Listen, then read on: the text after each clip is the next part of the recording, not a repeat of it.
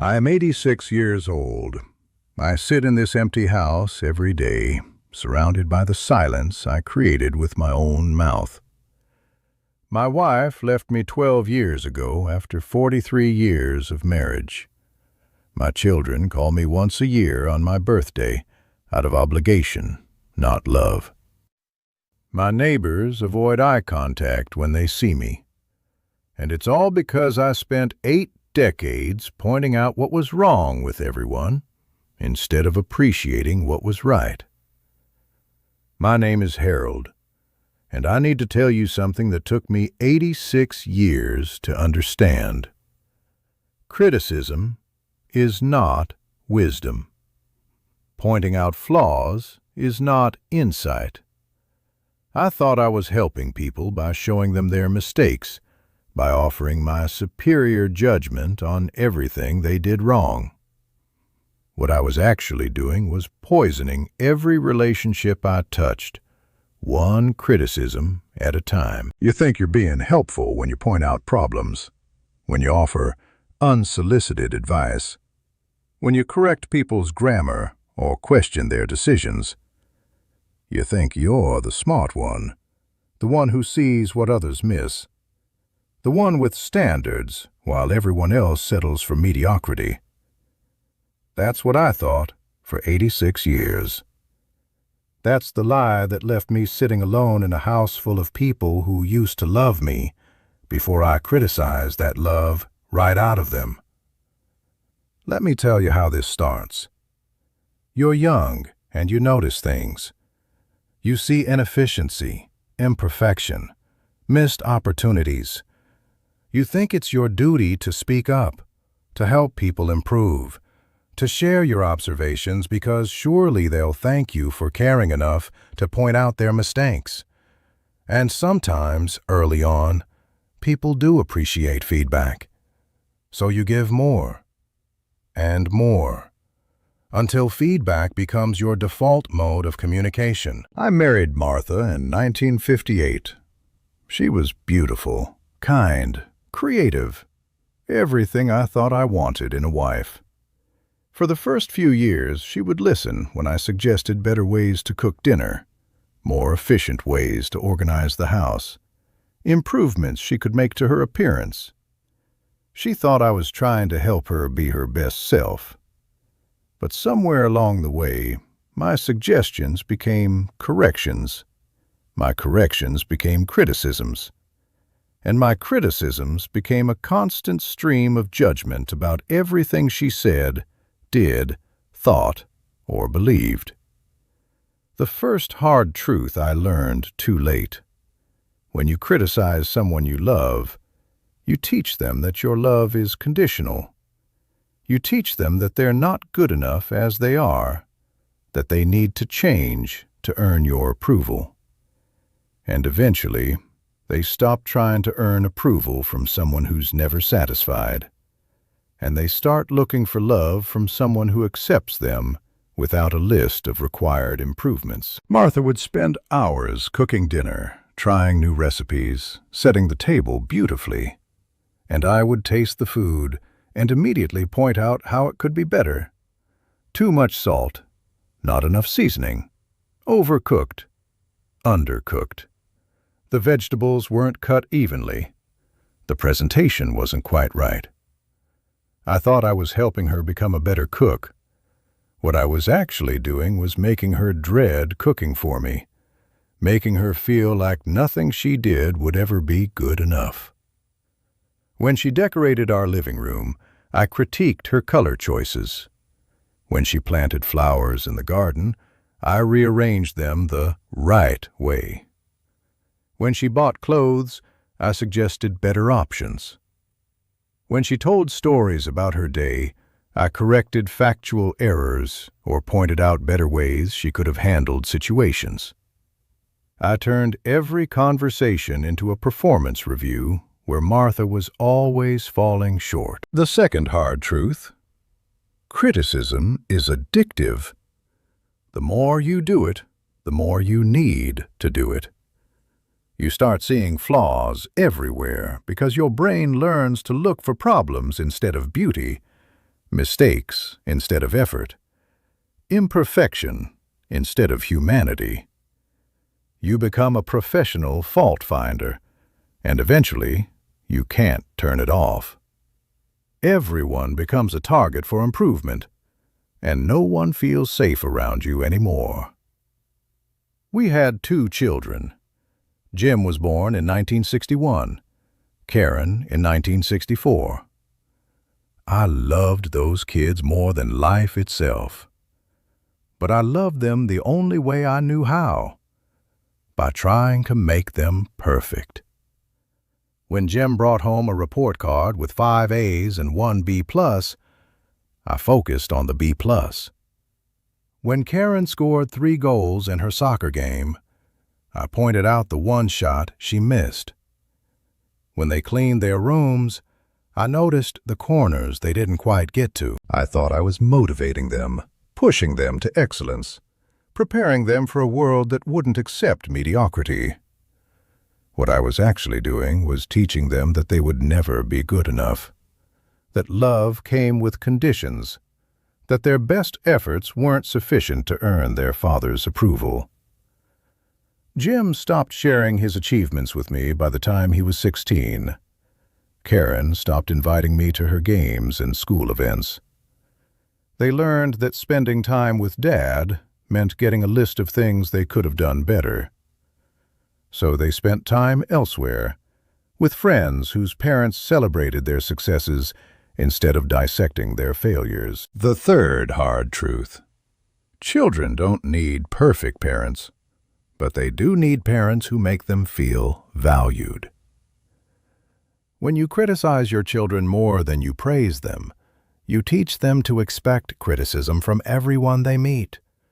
You train them to hear judgment in neutral comments, to assume disappointment in silence, to believe they're not worthy of unconditional love. At work, I was known as the guy with high standards. I was thorough, detail-oriented, someone who caught mistakes before they became problems. But personally, it made me exhausting to work with. Colleagues avoided collaborating with me when possible. New employees learned quickly that working with Harold meant constant feedback and very little positive reinforcement. I would sit in meetings and point out flaws in every proposal, problems with every plan. I thought I was being thorough and preventing failures. What I was actually doing was creating an atmosphere where people stopped sharing ideas around me, where innovation died under the weight of preemptive criticism. When I retired in 2001, they threw me a small party. Polite, professional, forgettable. No one made heartfelt speeches about how much they'd miss working with me. No one shared funny stories about our time together. They thanked me for my service, wished me well, and probably felt relieved that they wouldn't have to run their ideas past the criticism machine anymore.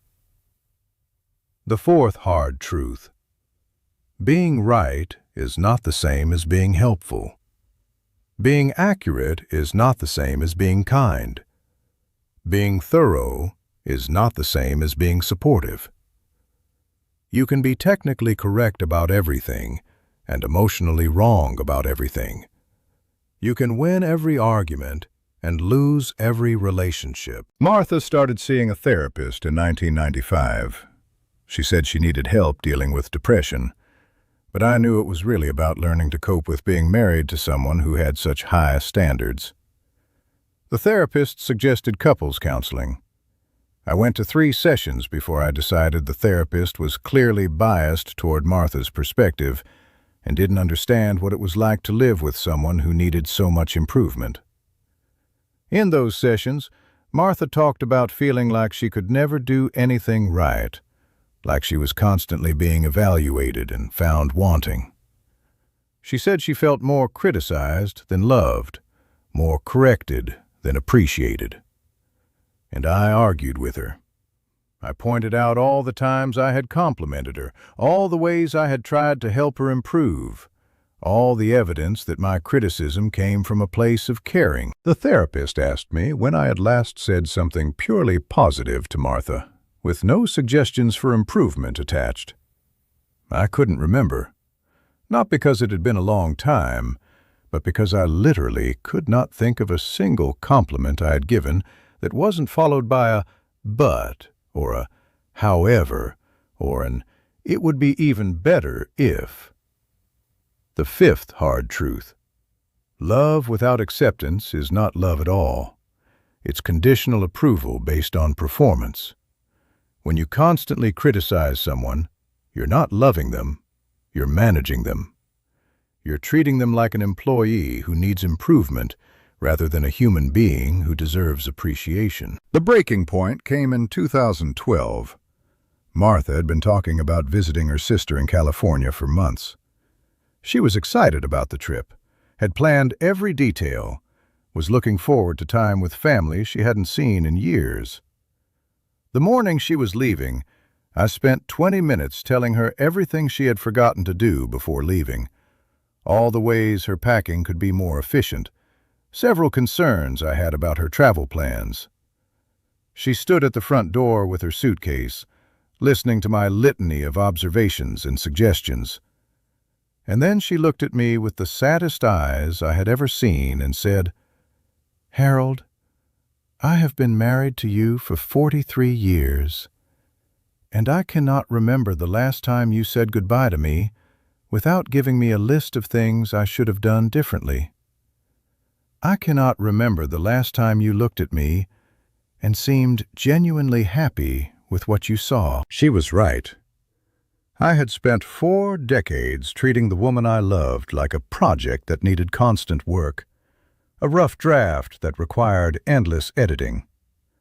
I had criticized her cooking, her decorating, her driving, her friendships, her family relationships, her hobbies, her clothes, her hair, her weight, her spending, her saving, her talking, her silence. I had found fault with everything she was and everything she did, until she stopped believing she was worth loving just as she was. The sixth hard truth. When you criticize someone constantly, you don't change them for the better. You change them into someone who hides from you, someone who stops sharing their thoughts and dreams and fears because they know those thoughts will be analyzed and found lacking. You turn vibrant people into careful people, spontaneous people into cautious people, confident people into insecure people. Martha came back from California different. She had spent 2 weeks with people who appreciated her humor, celebrated her talents, enjoyed her company without offering suggestions for improvement. She had remembered what it felt like to be valued instead of evaluated. And she decided she wasn't willing to forget that feeling again. She moved into the guest bedroom first. Then she started looking at apartments. She didn't ask me to change, didn't give me an ultimatum, didn't try to fix our marriage. She had spent 43 years hoping I would learn to love her without trying to change her. And she finally accepted that I wasn't capable of that kind of love. The divorce was finalized in 2013. Martha took half of everything and all of the joy that had ever existed in our house.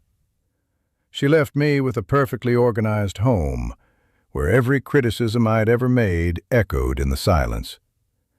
The dishes were done exactly the way I preferred.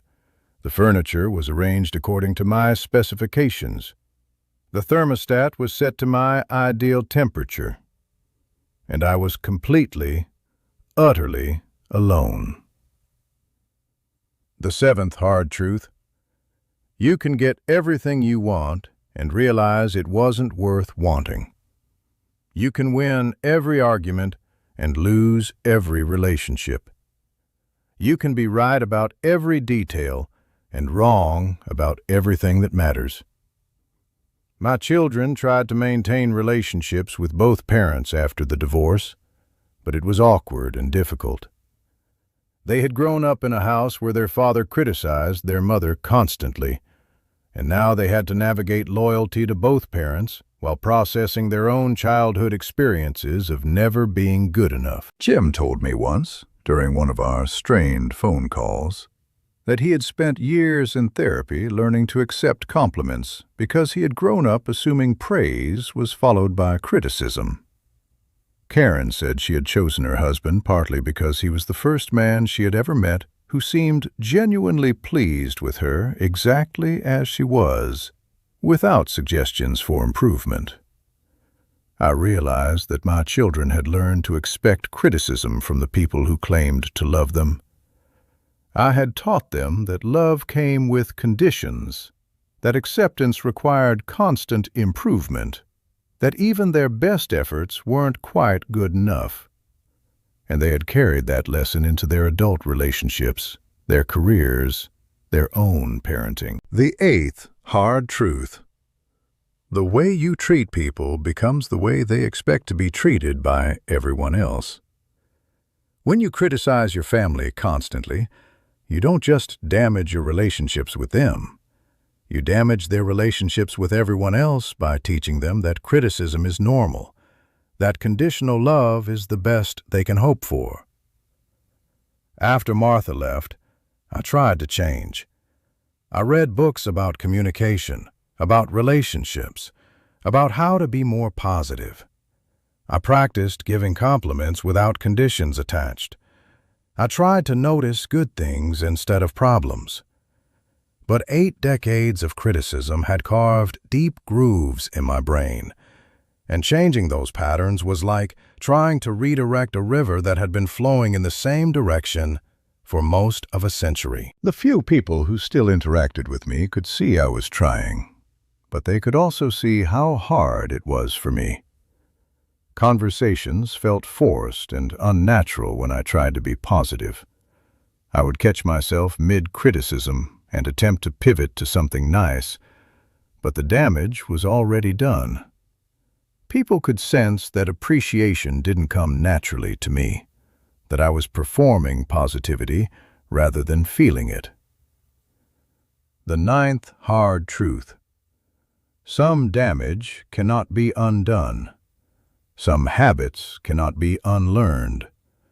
Some relationships cannot be repaired. You can apologize for a lifetime of criticism, but you cannot take back the words that taught people they weren't good enough. You can change your behavior going forward, but you cannot change the impact of your behavior on people who learn to protect themselves from you by staying away. I see my neighbor Tom working in his garden every morning. He's about my age, also widowed, but his experience of aging is completely different from mine. His adult children visit every weekend. His grandchildren run to him when they see him. His house is full of laughter and conversation and life. Tom isn't perfect. His garden isn't magazine-worthy. His house needs repairs. His jokes aren't always funny. But he has something I never learned: the ability to enjoy people as they are, instead of focusing on how they could be better. He celebrates small victories, overlooks minor flaws, and makes people feel good about themselves when they're around him. I watch him with his grandson, teaching the boy to plant tomatoes. The kid drops seeds, puts them in crooked rows, gets dirt everywhere. And Tom just laughs and calls him his best helper. When I was that age with my children, I would have spent the whole time correcting their technique, showing them the proper way to plant, pointing out their mistakes. Tom is focused on the joy of sharing time together rather than the perfection of the task. The 10th hard truth. You can choose to see what's wrong with everything, or you can choose to see what's right with most things. You can focus on flaws or focus on effort. You can notice problems or notice progress. The world you see is the world you choose to look for, and people can sense which world you're living in when they're around you. I'm 86 years old. I have maybe 5 years left, maybe 10 if I'm lucky. And I'm spending those years learning lessons I should have learned 70 years ago. I'm learning that appreciation is more powerful than criticism. I'm learning that people bloom under praise and wilt under constant correction. I'm learning that being kind is more important than being right.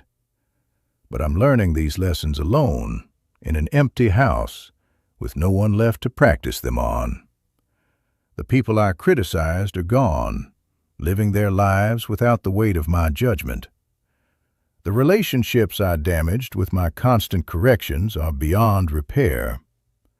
The love I lost to my need to be right is not coming back. If you recognize yourself in my story, if you're the person who always has suggestions for improvement, who notices what's wrong before you see what's right, who offers criticism more often than appreciation, please stop. Stop now, while you still have people who love you enough to listen. Start looking for what's good instead of what's wrong. Start celebrating effort instead of demanding perfection. Start saying thank you more often than you should have. Start appreciating people for who they are instead of criticizing them for who they're not. Your family doesn't need you to point out their flaws. They need you to love them despite their flaws. Your friends don't need your constant feedback. They need your support and encouragement. The world has plenty of critics already. What it needs is more people who look for reasons to appreciate each other. Don't end up like me. Don't spend your final years surrounded by the silence your criticism created. Don't learn too late that being loving is more important than being right. That being kind matters more than being accurate. That people remember how you made them feel long after they forget what you said. I'm tired now. Tired of remembering all the relationships I damaged with my need to correct and improve everyone around me. Tired of sitting in this quiet house where my voice echoes because there's no one left to hear it. Learn from my mistake. Love people as they are. Appreciate the effort more than the outcome. Choose kindness over criticism. Choose connection over correction. Before it's too late, before you're sitting where I'm sitting, wondering why no one calls.